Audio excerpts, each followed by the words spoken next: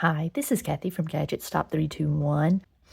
This is a London Pen Co. Now, in the listing, it didn't say which one it was. It's which model or which size it was. It's the Christopher. I'm thinking that this is a 13, probably a Christopher 13, and it's made from the Jonathan Brooks Golden Rule. This past year, I was able to get a Jonathan Brooks Primary Manipulation 1 from Magnolia Pen Company. And I've seen, like, for example, Leonardo pens made from this material, but they were just way out of my price range. So I was happy to be able to pick one of these up at, in a more affordable pen. Now, I did notice when I was looking at the original listing, it didn't look super shiny, super glossy, and you might be able to tell here. I asked if it was a matte finish, and the seller said it was a satin finish. Now, I've seen recently a lot of these, premium material pens in I think it was a matte finish. I've heard it called a matte finish, so I think that might be slightly different than this more satin finish. It feels smooth. Like when you feel the two, you can't tell the difference. All right. I think, or when I bought this pen, I was thinking, I wish it had a fine or an extra fine nib on it. My absolute first choice would have been a Yovo elastic fine. But this pen uses Bock nibs, and this has a Bock medium. And spoiler, I'm going to do a writing sample with it, but I really like this medium. It's a little on the finer side compared to other mediums that I have, other Western mediums that I have, and I really like it. I'm pretty sure this was tuned by Kirk Speer. It feels very similar to the Bock medium nib that I have on my pen that I got from the Rail Pens. But the one from Derail Pens, I think, feels a little bit wider. Could just be a difference in the inks I was using, because I've got some writing samples that I've done with different inks. In fact, the seller sent me 4 ink samples. That was a surprise that coordinate with this pen nicely. So when I got it, I went through and did writing samples with all these, did some writing samples with some inks that I was wanting to try in it. So I'll show those, and then I'll do a writing sample with the ink that I ultimately chose. Now, this pen does taper more here at the back. It tapers more than my Magnolia pen does. And so I thought, this is probably going to post pretty deeply, but it doesn't really. And it also wiggles a little bit, so I haven't been posting it. The section is a little bit more narrow than my Magnolia pen section and my Derail pen section, but it's still comfortable. It's a cartridge converter pen, but these type of pens can also be eyedroppered, but this is a fairly large pen. I'm probably going to stick with the cartridge converter. And the threads between the body and the section are super smooth and not rattly. However, between the cap and the section, there's a little bit of rattle. Not bad, but I wish it was as smooth as the threads between the section and the body. But again, not bad. Really not even bad enough you can hear it. You can just feel a little bit of rattle. No clip on this pen, which is kind of a surprise for me. When I was teaching, I really needed a clip on my pen because I would clip it to the lanyard that I wore around my neck. So I would have it right there handy. And also, it made a nice roll stop when I set it on my desk. But since I do most of my writing here at home, I don't do a lot of traveling with my pens. I've got pen cases that I keep them in, so not a problem. All right. I'm really liking these simple small maker pens, just 3 parts, very simple pens, but just really beautiful. I haven't started using this pen with this journal yet. This is my Endless Explorer. This is the one I got from Goulet Pens. It's a true A5 size. Goulet doesn't have these anymore. They were an exclusive to them, so I don't know if they're ever going to bring them back. It's been a little while. I think I got this on Mother's Day, so it's been a while back. But this pen just looks awesome with this journal, and it fits nicely in the little pen loop. That's what you would call it. All right, now I've put different notebooks in that journal, and I've been using the notebook that came with my Endless Explorer. This has Ayush paper in it, I believe. It is made in India. It's got fairly large dot grids. I think these are 6 or 7 millimeter. So they're bigger than my normal 5 millimeter that I prefer. Okay, here, these first 4 are the ink samples that I was sent by the seller. I really liked the Diamine Nutcracker. Very crisp and very pleasant to write with, and so was the Van Diemen Sea Urchin. But since it's a black ink, I usually prefer black ink in really fine nibs. And you can see when I was doing the reverse writing, it looks really nice. So I'll save the remainder of that Sea Urchin to use in a nice, finer, extra fine nib. Now, they also sent me a sample of Diamine Writer's Blood, and I've got one of the smaller bottles of that. That's one of the inks I was looking forward to trying in this pen, but it felt a little too wet. You can see the little loop-de-loops are not as crisp as these first 2 writing samples. It looks really good, but in this medium nib, I think it's just a little too wet. I don't know. I may end up trying it sometime.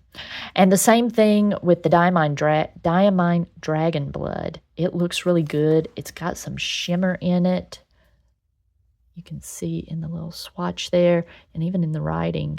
But it felt a little too wet as I was writing. Again, it looks good, but it just felt a little sloppy. But I would probably like this ink in a broad nib. In fact, I've used Writer's Blood in a broad nib, and you might think, well, that's even bigger. That's even going to put down more ink. But the bigger the nib, the larger I write, and so it looks a little bit better for writing large.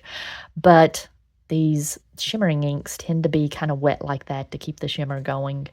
I thought I was really going to like Colorverse Dark Energy. I love this ink whenever I use it in a Pilot Fine nib. But I just didn't like it as much in this medium nib. Something about even the writing experience, writing with it, wasn't as enjoyable as it is with my Pilot Fine nibs. I thought Kuzu would be nice because on my ink swatches, it's so dark. You might not be able to see it here because it's kind of later at night, but this has a lot of bright pink shading in the drier bits. There's a lot of shading going on here, and the lighter bits are just a little too pink, especially for this red nib.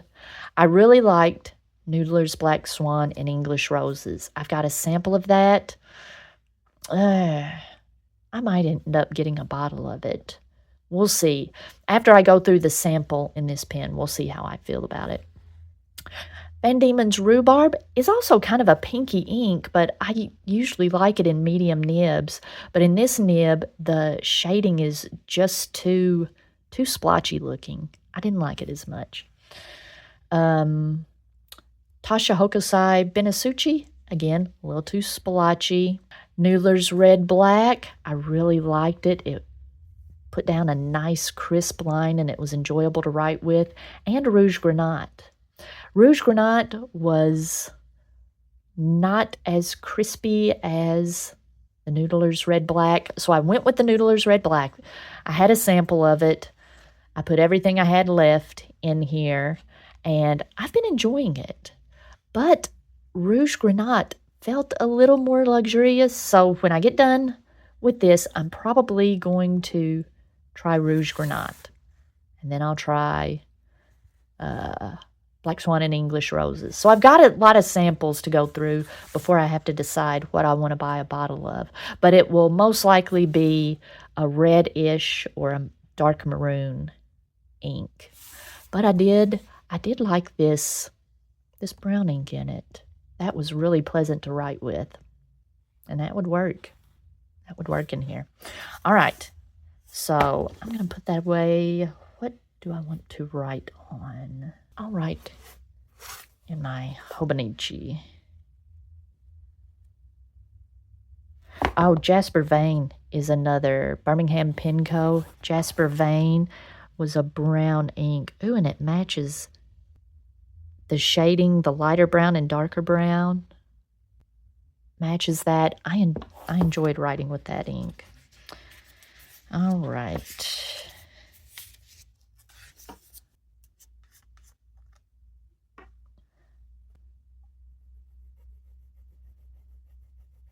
Now, I guess having the lid off, just that short little time, caused it to dry up a little bit, the nib to dry up. I haven't really noticed this being that an excessively dry ink, maybe a little bit dry. Let me do another little scribble over here. I've been writing with it in my Some Lines a Day journal. I can't remember if I don't think I used it today. I used this pen yesterday. Let's see, this is a London Pen Co.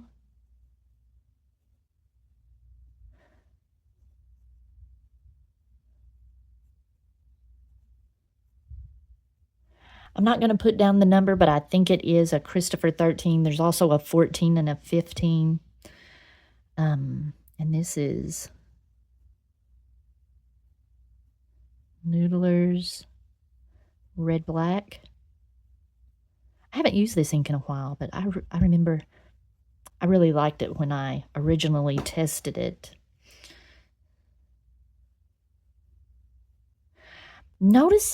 I did notice when I looked at the converter, this ink is not an overly lubricated ink. Like, look at, there's a bubble down there, and like that bubble will remain down there unless I tap it. So there are different types of dry inks. There's those dry inks that tend to dry out in the nib. They're like just really saturated. And then there are also those inks that are kind of watery, but there's not a lot of lubrication. The water has more surface tension. And so if there's a bubble between the feed and the ink, sometimes you have to give it a little tap. I think this ink is a little bit of both. It's very saturated and it's not very flowy. And I've sat here talking and you see it kind of dries up a little bit. This nib has a slight stubbiness to it, and I really like that. One thing I remember about this ink is, since it is so saturated on very coated papers, kind of like this, some of your real fountain pen friendly papers, it takes a little while to dry. Let's see up here. Yeah, look, that is still wet up there. Let me do another little scribble. Get the ink flowing and do a reverse. The reverse is nice, but I just felt it's a little scratchy. The width of it is nice. And the flow is good, but to the right is scratchy. So I'm going to grab my micro mesh and smooth that out a little bit, because I do like, especially with a medium nib, to have the ability to write in reverse a nice fine line.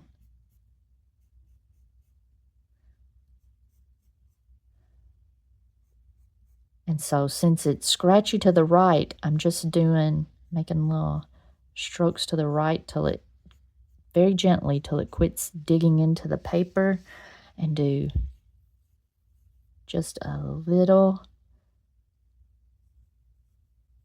figure 8. Okay. Okay, yeah. Now it's not digging in the paper. I just have to get the ink back flowing.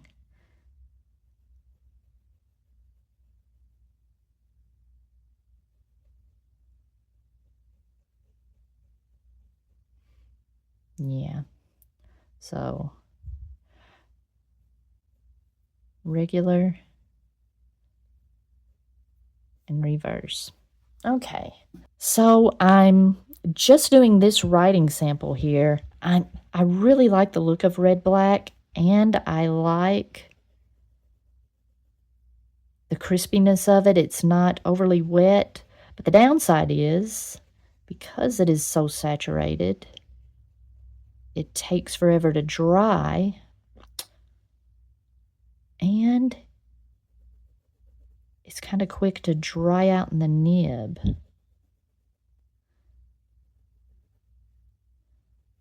And I'm kind of wanting to use this as a note taker. That journal, I bought it for not as a personal brain dump journal, but more of a note-taking journal. But I do like this color.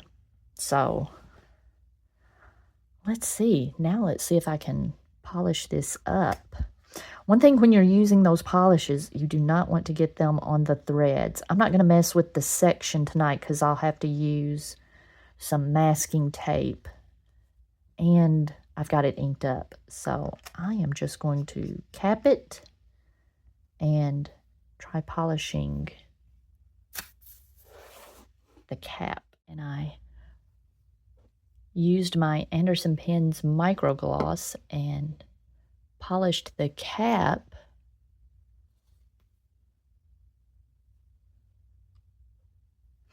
Let me put the cap on it and see if we can see a difference.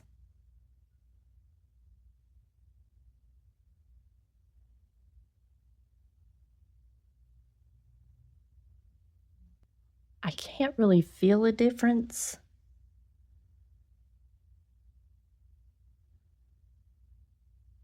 But I feel like I can see a difference.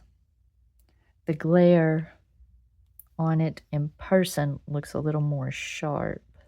All right, I think I am going to go ahead and polish up the body.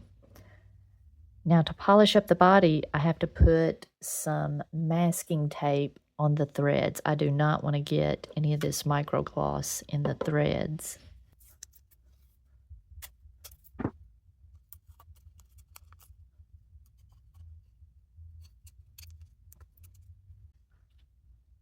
This is just an old washcloth.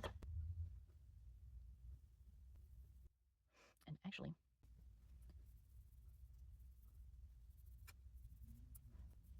now when I bought my first pen from Mr. Lowry Wilson at Magnolia Pen Co., he had some kind of polish in a tube that he used. Before he gave me my pen, he checked the nib and gave the pen one last polish. And I believe I've seen Doug from Inquiring Minds and, I forgot his name, from What I Ink. I think they both use that same polish. This might be an easier way to hold it. This is how I held the cap when I was polishing it.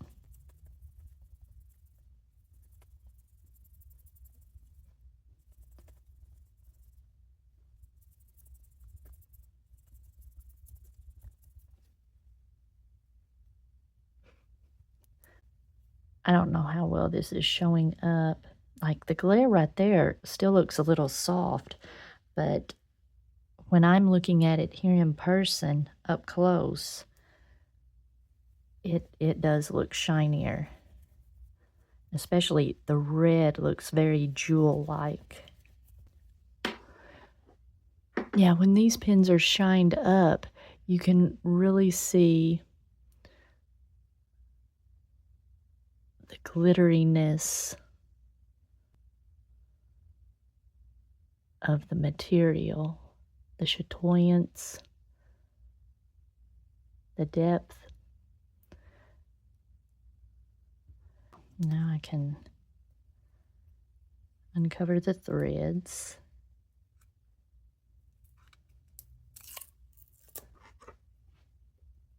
And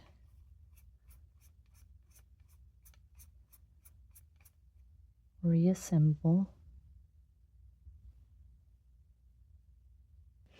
If you found this video helpful, please give me a thumbs up, and if you'd like to see more videos like this, please subscribe to my channel.